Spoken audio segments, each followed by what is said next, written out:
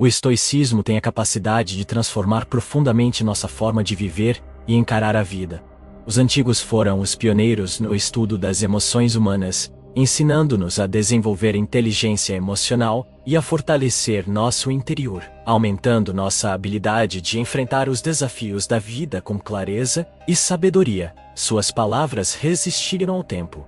Hoje, vamos compartilhar 12 lições inspiradas nas obras dos mais destacados filósofos da história: Epicteto, Sêneca e Marco Aurélio. Suas lições atemporais podem iluminar o caminho para uma vida mais significativa e gratificante. Antes de mergulharmos nesse conhecimento incrível, não se esqueça de curtir, se inscrever no canal se ainda não for inscrito e ativar as notificações para não perder nenhum aprendizado. Afinal, ele pode transformar sua vida. Epicteto nasceu escravo e morreu como um dos mestres mais influentes de sua época, mas nunca se considerou um mestre, e sim um filósofo estoico, alguém em busca de um tipo específico de conhecimento, o conhecimento prático, que uma vez aplicado nos ajuda a enfrentar e superar as inevitáveis dificuldades da vida. Através de suas experiências de vida e da sabedoria de seu grande mentor, Musônio Rufo, Epicteto desenvolveu um tipo de conhecimento, pelo qual as pessoas viajavam centenas de quilômetros apenas para ouvi-lo, mesmo que por 1 ou 2 horas. Pais enviavam seus filhos para vê-lo, desde os mais pobres até os mais ricos e poderosos, e até mesmo o imperador Adriano competiu pela chance de sentar-se aos pés de Epicteto. Felizmente, havia um jovem que regularmente ouvia Epicteto e decidiu anotar tudo o que ele dizia. Surpreendentemente, essas anotações sobreviveram até hoje e foram transmitidas a algumas das maiores figuras da história ao longo dos últimos milênios. Até mesmo o imperador romano Marco Aurélio escreveu em seu diário, agradecendo ao homem que lhe emprestou um exemplar de Epicteto.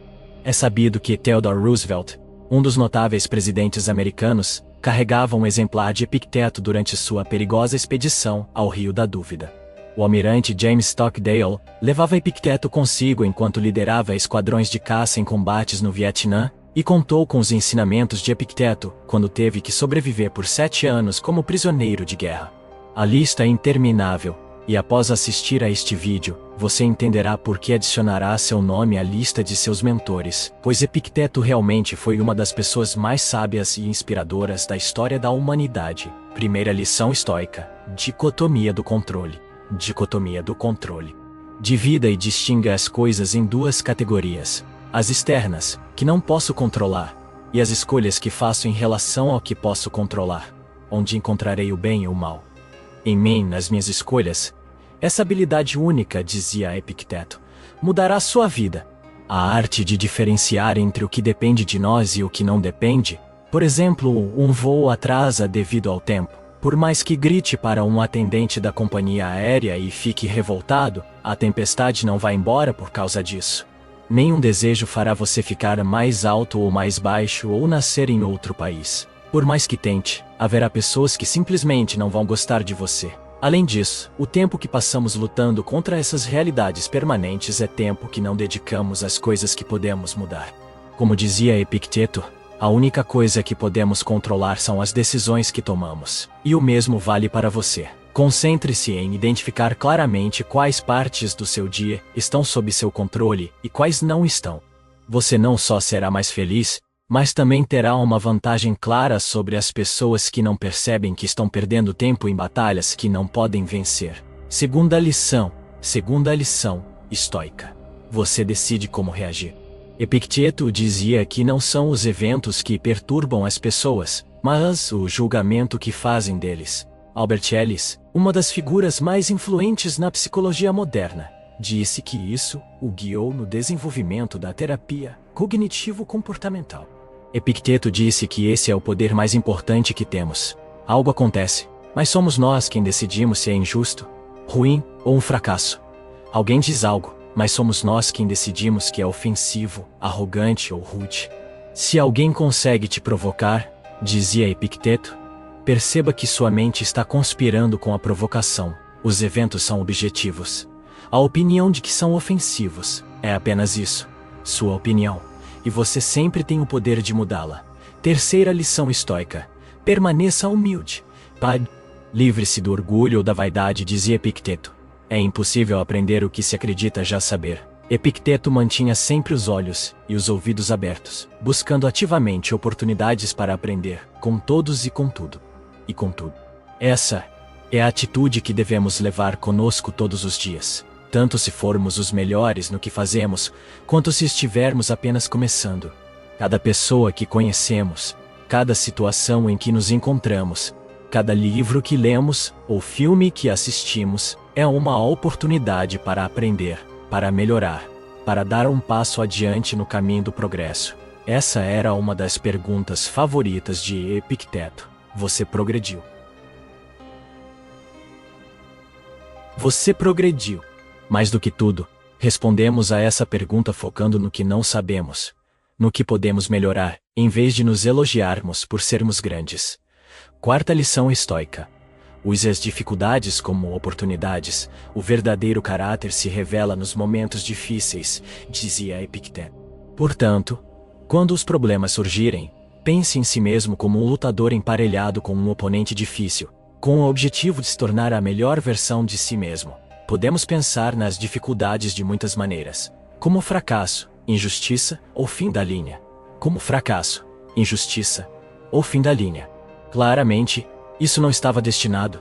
Dizemos, não querem que tenhamos sucesso, qual é o sentido de tentar? Ou podemos escolher treinar a nós mesmos para ver de uma forma melhor, como uma oportunidade de aprender sobre resistência, paciência, resiliência e luta, como uma oportunidade para demonstrar nosso valor, ou como uma resistência que fortalece nossos músculos. Epicteto preferia esta última opção, e se tornou, em sua época e na nossa, o símbolo máximo da capacidade humana de superar circunstâncias sombrias. Dizia que não se tratava de aceitar as dificuldades ou resignar-se a elas, mas de aceitar trabalhar com elas, decidir tirar o máximo proveito delas, ver as dificuldades como uma oportunidade, não como um obstáculo. E assim, podemos transformar tudo o que nos acontece em combustível. Podemos nos tornar melhores e mais fortes com tudo o que nos acontece. Você realmente entenderá isso, disse Epicteto, quando entender que é inútil quebrar o quebrável. Perca uma coisa, digamos, o seu copo, se você quiser, mas para sentir o desejo de quebrar, digamos, o seu copo, você é quem sofre. Você não deve estar esperando que o quebra-cabeça da sua vida esteja finalizado em um dia. Você deve estar feliz em estar fazendo e mantendo-se à frente, ansioso para achar uma peça que você possa encaixar. Como disse Epicteto, você é um homem escravo. Então foge para fora da escravidão. Escravo da riqueza. Então renuncie a isso. Escravo de um desejo. Então não permita que ele domine. Você é um homem livre, e ninguém pode prejudicá-lo. Ninguém pode impedir de fazer as coisas certas. Portanto, em resumo, Epicteto acreditava que o poder da escolha era o poder supremo do homem, e que ao distinguir entre o que está em nosso controle e o que não está, podemos alcançar a paz de espírito e a sabedoria. Ele também enfatizou a importância de não sermos controlados por nossos julgamentos sobre os eventos, mas sim de mantermos a mente aberta e aprender com todas as experiências. Além disso, ele encorajou a ver as dificuldades como oportunidades para crescimento e superação, em vez de obstáculos intransponíveis. Lembre-se de que o estoicismo de Epicteto é uma filosofia que se concentra na autodisciplina, no autocontrole e na busca da sabedoria. Suas ideias continuam sendo fontes de inspiração para muitas pessoas que buscam uma vida mais significativa e equilibrada. Parte 2. Sêneca. Você realmente saberia o que a filosofia oferece à humanidade?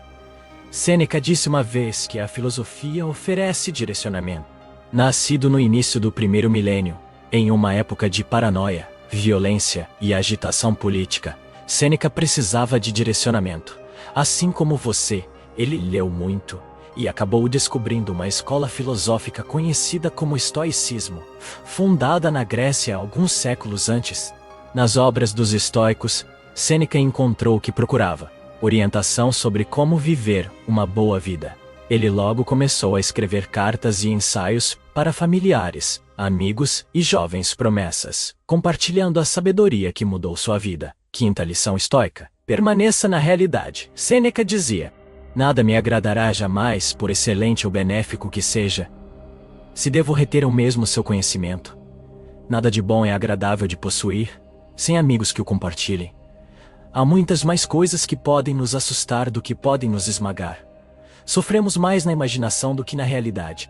A vida de Sêneca estava repleta de sofrimento. Ele nasceu com uma doença pulmonar crônica e viveu durante os reinados dos 5 primeiros imperadores, cada vez mais perturbados e violentos que seus antecessores. Ele foi exilado e perdeu tudo 2 vezes. Apesar de todo esse sofrimento, seu conselho era que a única coisa que deveria nos preocupar é o que realmente nos preocupa. Ele enfatizava que passamos tanto tempo imaginando e nos preocupando com o futuro, que nos torturamos mais do que aquilo que nos preocupa. Sêneca destacava que a dor e o sofrimento são inevitáveis, mas o que devemos evitar são as premonições fantasmas do que pode ou não acontecer. Em vez de sofrer imaginando, devemos nos concentrar no que está diante de nós. Permanecer no presente? Sêneca dizia: permaneça na realidade. 6ª lição estoica: resistência mental. A excelência diminui sem adversário, dizia Sêneca. Assim como o fogo é o teste do ouro, a adversidade é o teste dos homens fortes. Gostamos de viver confortavelmente, minimizar os inconvenientes, não nos forçamos a fazer o que não gostamos, encontrar o que gostamos onde gostamos, e nunca deixar isso. Mas Sêneca dizia que isso é uma armadilha mortal. Uma pessoa que nunca foi desafiada e sempre consegue o que quer leva uma vida trágica. Pense um momento sobre sua vida. Qual tipo de dificuldade você se impõe diariamente? Imagine que você é um boxeador, e no seu primeiro dia no ringue, você leva um soco no queixo. Vai doer demais, mas no 10º ano de ser um boxeador, você não será derrubado por um soco. Você será capaz de absorver 12 rounds de pancadas e voltar no dia seguinte e treinar novamente. Não é que o soco tenha perdido força. Seus oponentes serão ainda mais fortes. Seus oponentes serão ainda mais fortes. A mudança aconteceu dentro do seu cérebro. Você calejou sua mente. Ao longo de um período de tempo, sua tolerância ao sofrimento físico e mental aumentará porque sua mente aprenderá que você pode aguentar muito mais do que um soco. E se você aplicar, continuará a seguir em qualquer dificuldade. Você colherá recompensas. Por isso, Sêneca dizia: você passou pela vida sem oponente. Ninguém pode saber do que você é capaz, nem mesmo você mesmo. Ele falava repetidamente sobre a importância da adversidade, não apenas em aceitar os desafios que a vida nos apresenta, mas de buscar ativamente dificuldades para nos tornarmos mais fortes, melhores e mais preparados. Ele dizia que todos os dias deveríamos nos desafiar, tomar decisões que nos impulsionam ao invés de nos acomodarmos. Quando enfrentamos algo difícil, devemos ser gratos pela oportunidade de desenvolver nosso potencial. 7ª lição estoica: conecte-se com quem o fará evoluir. Associe-se com aqueles que o tornarão uma pessoa melhor e receba aqueles que você mesmo possa melhorar.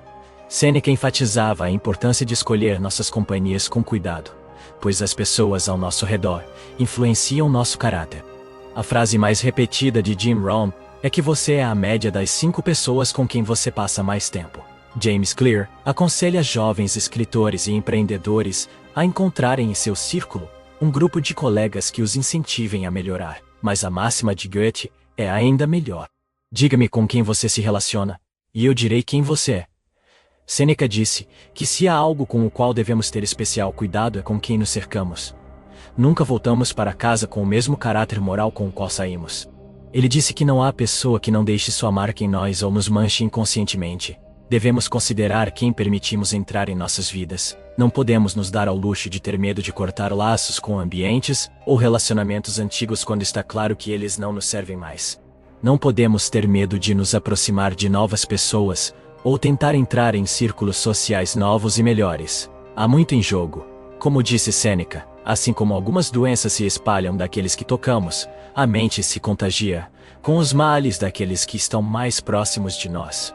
8ª lição estoica: a vida é finita. Este é o nosso erro, como diria Sêneca, pensar que o que nos aguarda é a morte. A maior parte da morte já passou.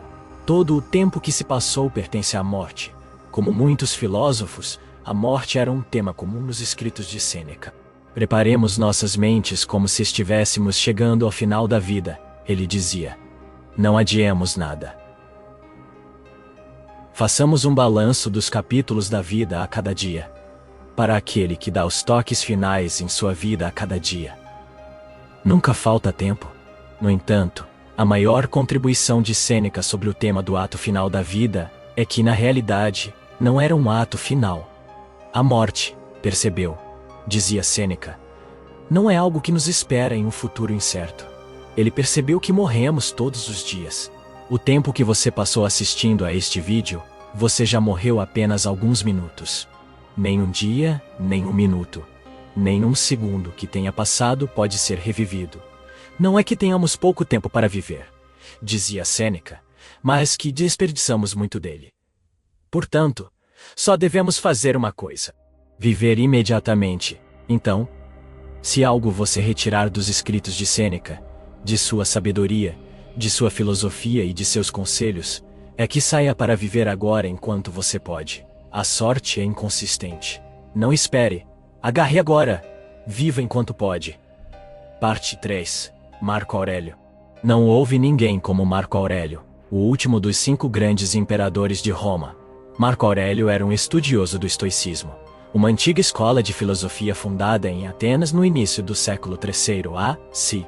Com base na crença de que não controlamos o mundo ao nosso redor, apenas controlamos como reagimos a ele.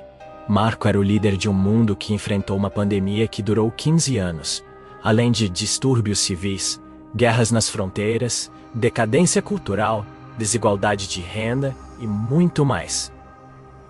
Portanto, é fácil entender por que ele se sentiu atraído por essa filosofia. Ele se comparava a alguém que busca um remédio para uma erupção cutânea ou uma queimadura, e o estoicismo era seu bálsamo calmante, uma loção moral. Por isso, Marco Aurélio tentou proporcionar ao mundo sua única obra conhecida, Meditações, um documento totalmente único e incomparável na história. Para transmitir esse bálsamo, esse guia, essa medicina às gerações futuras, como o historiador Brandão aponta, poucos agora se interessam pelas manobras e contramanobras dos comandantes romanos. O que os séculos preservaram é o caderno de pensamentos de um homem cuja vida real era em grande parte desconhecida. Ele notava na penumbra da meia-noite não os eventos do dia, ou os planos do dia seguinte, mas algo de interesse muito mais duradouro, os ideais e as aspirações pelos quais vivia o espírito em comum, e é para isso que o estoicismo foi projetado. Ser uma medicina para a alma, aliviando-nos das vulnerabilidades da vida e nos equipando com o que precisamos para prosperar. 9ª lição estoica: acorde para sua vida. Ao amanhecer, quando for difícil levantar da cama, Marco Aurélio dizia a si mesmo: tenho que trabalhar como ser humano. Do que tenho que reclamar se vou fazer o que nasci para fazer? O que fui trazido a este mundo para fazer? Ou será que fui criado para me aninhar sob as cobertas e ficar quente? Um dos momentos mais interessantes das meditações é essa discussão que Marco Aurélio mantém consigo mesmo no início do livro 5. É claramente uma discussão que ele tinha consigo mesmo, uma discussão que teve muitas vezes em muitas manhãs, como muitos de nós. Ele sabia que tinha que sair da cama, mas desejava desesperadamente ficar sob os lençóis quentes. É fácil de entender, mas também é impressionante.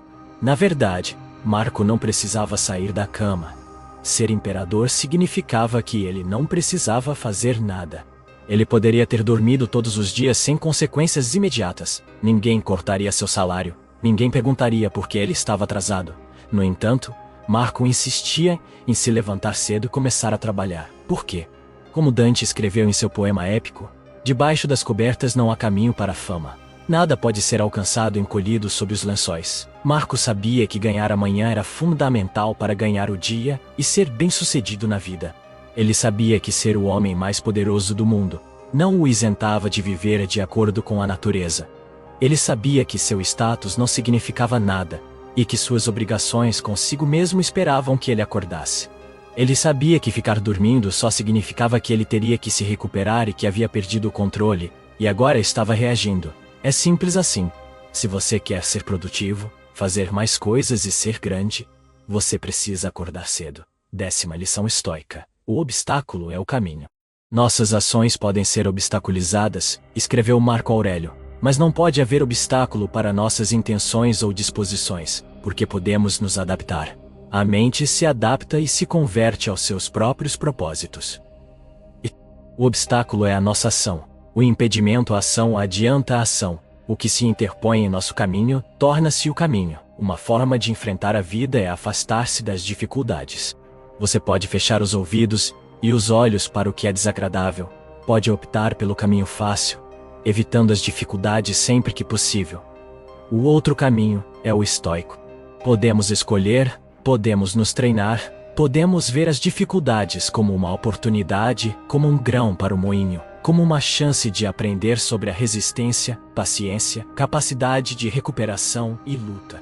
Podemos vê-las como uma oportunidade para demonstrar nosso valor, como uma forma de aprender sobre as pessoas, situações, ações ou coisas, e Marco Aurélio acreditava nessa última abordagem. Ele escreveu sobre como o fogo transforma em chamas tudo o que é lançado nele.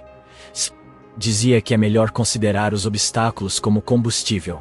Para os estoicos, não se trata de aceitar ou resignar-se às dificuldades. Trata-se antes de tudo de aceitá-las, de decidir tirar proveito delas, de enxergar nelas uma oportunidade e não um obstáculo. Dessa forma podemos transformar o que nos acontece em combustível. Tudo o que nos acontece pode nos tornar melhores e mais brilhantes. Podemos transformar o obstáculo em caminho. 11ª lição estoica. As virtudes estoicas. Se em algum momento de sua vida, Marco Aurélio escreveu, você encontrar algo melhor do que a justiça, a honestidade, o autocontrole e a coragem. Se encontrar algo melhor do que isso, abrace-o sem reservas. Deve ser algo extraordinário. Deve ser algo extraordinário. Enquanto Marco Aurélio escrevia as Meditações, Roma foi invadida e desencadeou uma guerra que durou 5 anos. O rio Tibre sofreu uma das inundações mais graves da história, destruindo lares e gado, o que causou fome em Roma. Após vencer a guerra, os soldados que retornavam para casa trouxeram uma doença mortal conhecida como peste antonina. Abatidos pela fome e pela praga, numerosas tribos hostis do norte aproveitaram a oportunidade para se unir e atacar os romanos. Durante o resto de seu reinado, ele enfrentou simultaneamente os males da peste e a guerra. No entanto, Marco Aurélio não menciona nenhum desses terríveis eventos em seu diário. Em vez disso, ele menciona que não há desafio ou problema tão grande que o impeça de responder com as 4 virtudes estoicas: coragem, temperança, justiça e sabedoria. Ou seja, não ter medo, não ceder aos nossos instintos mais baixos, não se colocar acima dos outros, não se perder nos detalhes, mas ver o quadro geral. Ele dizia que tudo o que enfrentava era uma oportunidade para responder com essas 4 virtudes que tornavam simples e claras até mesmo as situações mais complexas. A única coisa que importava, dizia, era fazer o que é certo. O resto não importa. Lembre-se deste princípio, escreveu Marco Aurélio. Quando algo ameaçar causar-lhe dor, a coisa em si não é uma desgraça. Suportá-la e prevalecer é uma grande sorte. As coisas que não queríamos que acontecessem não aconteceram a todos, incluindo Marco Aurélio. Que um negócio fale, a perda de um ente querido, que alguém que nos importa nos abandone. Nosso instinto nos leva a rotular esses eventos como desafortunados porque não são o que queríamos para nós. Mas isso faz sentido. É afortunado quando conseguimos o que queremos, e é desafortunado quando, por qualquer motivo, não conseguimos. Não é verdade? Marco Aurélio propõe uma maneira diferente de ver as coisas. Em vez de dizer a nós mesmos que somos desafortunados porque nossas expectativas foram frustradas, ele diz que deveríamos fazer o oposto. É uma sorte que isso tenha acontecido, e que eu tenha saído ileso, não destruído pelo presente, nem assustado pelo futuro. Poderia ter acontecido a qualquer um, mas nem todos teriam saído ilesos. Para um estoico, só sofremos dano quando o nosso caráter é afetado, saímos prejudicados quando abandonamos aquilo em que acreditamos ou quando deixamos de lado nossas próprias normas. Pode não ser desejável perder dinheiro, um amigo falhar em algo ou ser criticado, mas como isso nos torna desafortunados? Não nos foi tirada a capacidade de resposta. Nosso caráter permanece intacto. Não existe nenhuma regra que diga que você tem que enlouquecer por isso, ficar destroçado por isso, ou que você tem que ficar ansioso pelo futuro. Você ainda mantém o controle. ainda é você. E isso é muito afortunado. 12ª lição estoica. Seja consciente da morte. Como disse Marco Aurélio, você poderia perder a vida agora mesmo. Deixe que isso determine o que você faz, diz e pensa. Pierre Hadot chamou as meditações de uma coleção de exercícios espirituais. E não há exercício que Marco faça mais do que meditar sobre sua mortalidade. Talvez tenham sido seus próprios problemas de saúde que o tornaram tão consciente da morte. Talvez tenha sido a perda de seu pai em uma idade jovem. Talvez tenha sido a perda de 8 filhos. Talvez tenha sido a peste antonina, que matou entre 10 e 18 milhões de pessoas. Talvez tenha sido a consciência e o poder do memento mori, a antiga prática de refletir sobre a mortalidade que remonta a Sócrates, que disse que a verdadeira prática da filosofia não consiste em outra coisa, senão morrer e estar morto. A maioria das pessoas rotula o memento mori, que Marco Aurélio praticava como mórbido ou sombrio. A maioria das pessoas quer evitar pensar na morte. É desagradável, assustador e triste. Por que alguém gostaria de pensar em algo que não quer que aconteça? Tudo isso pode parecer sem sentido. Tudo isso pode parecer sem sentido. Não se trata de ficar ansioso pelos poucos dias que você tem restantes. O propósito é o oposto. É para libertar, inspirar e achar para a felicidade que abre a porta para o empoderamento. A gratidão, a caridade, é uma atitude plena a cada momento de cada dia. Memento mori é o abalo que nos mantém no momento presente. Marco Aurélio gostava de perguntar quem na Terra pensaria na sua mortalidade, que só que os olhos que o alô lhe restam alguns minutos na Terra, e diria se deveria passar mais tempo descontente, assustado ou deprimido. Nossa mortalidade não é deprimente, é energizante. Ela diminui o volume das questões sem sentido, tolas e inúteis, nas quais desperdiçamos tanta energia. Porque à luz da morte poucas coisas merecem a pena para se irritar, estressar ou se preocupar. Portanto, continuem se lembrando, como Marco fazia, que você poderia deixar a vida agora mesmo. Que isso determine o que você faz, diz e pensa.